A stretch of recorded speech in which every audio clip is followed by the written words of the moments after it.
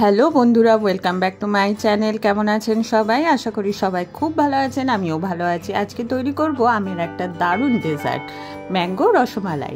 রসমালাইয়ের মালাইটা প্রথমে আমি তৈরি করে নেব। তার জন্য 500 মিলিলিটার দুধ আগে ভালো করে গরম করে ঘন করে ফুটিয়ে নিচ্ছি।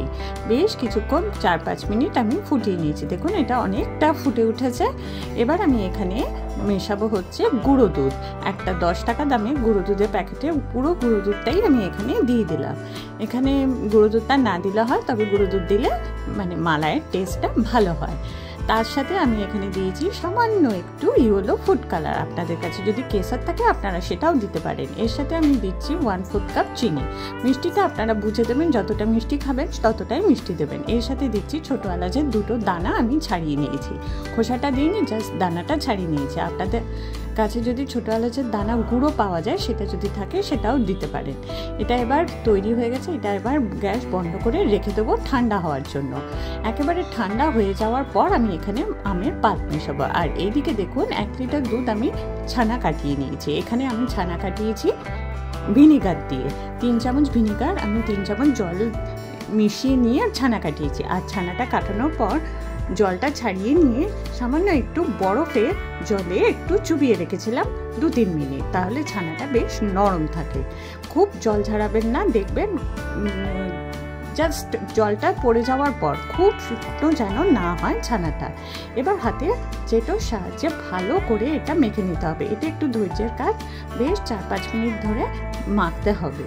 আর যদি এর মধ্যে ছানাটা মনে হয় ড্রাই হয়ে গেছে, সামান্য একটু ঘি মিশিয়ে নিতে পারেন আপনারা। আর পারলে আপনারা সামান্য একটু ময়দাও মিশিয়ে নিতে পারেন। আমি আর ময়দা মেশাচ্ছি না, ভালো করে এটা মেখে নিয়েছি। দেখুন ছানাটা রেডি হয়ে গেছে। হাতে সামান্য ঘি মেখে নিয়ে এবার ছোট ছোট করে রসগোল্লা সাইজে, মানে ছোট ছোট রসগোল্লা গড়ে নেব। আচ্ছা, এখানে আমি দেখাচ্ছি একটু বড় সাইজের মনে হচ্ছে, কিন্তু পরে আমি এটা একটু ছোট করেছিলাম। হ্যাঁ, করার পর আমার মনে হয়েছিল যে আরেকটু ছোট করলে ভালো হয়। হ্যাঁ, সেটা আমার আর দেখানো হয়নি। অত্যন্ত গরম ছিল সেই দিন, যেদিন আমি এটা বানিয়েছিলাম, সেটা আমি আর শ্যুট করিনি। জাস্ট এইভাবেই আপনারা পছন্দের, আপনারা যেরকম পছন্দ, আপনাদের যেরকম পছন্দ সেরকম সাইজে রসগোল্লার মতন গড়ে নেবেন। দেখুন গোড়া করা হয়ে গেছে। এবার আমি এখানে যেটা চিনির ছাঁচ সেটা আমি তৈরি করব। তার জন্য 1 কাপ চিনি নিয়েছি আর তার সাথে নিয়েছি 4 কাপ জল। রেশিওটা মনে রাখবেন, 1 কাপ চিনির সাথে 4 কাপ জল নিয়েছি। এটা এবার ভালো করে ফুটে ওঠা পর্যন্ত ওয়েট করতে হবে।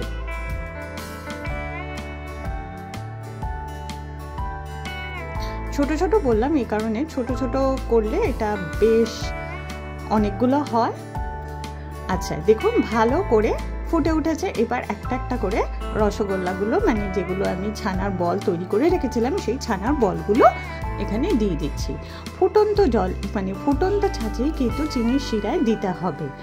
আর একসাথে সবগুলো দিতে পারেন। আর আপনারা চেষ্টা করবেন একটু বড় দেখে কড়াইতে যাতে এটা করা হয়, বড় যে কোনো ডেচকিতে করা হয়।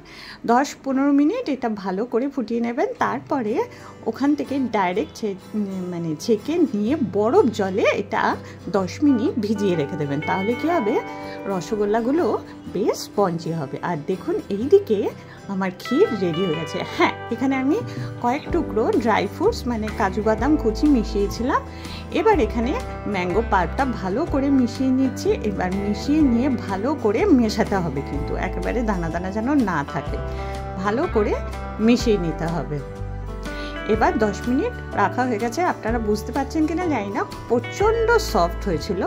হ্যাঁ, তারপরে আমি বরফ জল থেকে ভালো করে জলটা ছেঁকে ফেলে দিয়ে একটা বাটিতে সাজিয়ে নিচ্ছি।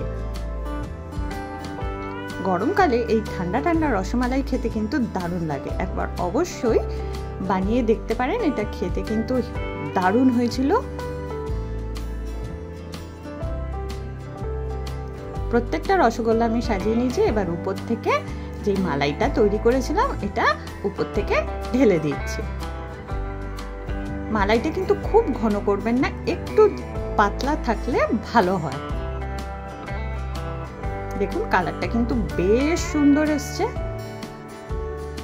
হ্যাঁ, এই বাটিটাতে কিন্তু আমি সবগুলো রসগোল্লা রাখিনি, আরেকটা বাটিতে রয়েছে আলাদা করে, সেগুলো আমি আলাদা করে সেগুলোর ওপর মালাই দিয়েছি, সেগুলো আর দেখাইনি। আর উপর থেকে সামান্য একটু ড্রাই ফ্রুটস ছড়িয়ে দিয়েছি। এর সাথে আপনারা পেস্তা কুচিও দিতে পারেন। আমার কাছে পেস্তা ছিল না, শুধু কাজু বাদাম ছিল, শুধু কাজু বাদাম ছড়িয়েই আমি এটা পরিবেশন করেছি। দেখতে কিন্তু দারুণ হয়েছিল আর খেতে কিন্তু দারুণ হয়েছিল। অবশ্যই এই গরমে একবার ট্রাই করে দেখতে পারেন এই ম্যাঙ্গো ডেজার্টটা। আমরা তো আম খেতে সবাই খুব ভালোবাসি, আমের এই সিজনে এই আমের রেসিপিটা কেমন লাগলো আপনাদের অবশ্যই জানাবেন। ভালো লাগলে একটা লাইক, শেয়ার, কমেন্ট করবেন, সাবস্ক্রাইব করবেন। পাশে থাকা বেল অল আইকনটা আছে, ওটা অবশ্যই প্রেস করে দেবে। আজকে এসে চলে আসবো অন্যদিন অন্য রেসিপি দিয়ে।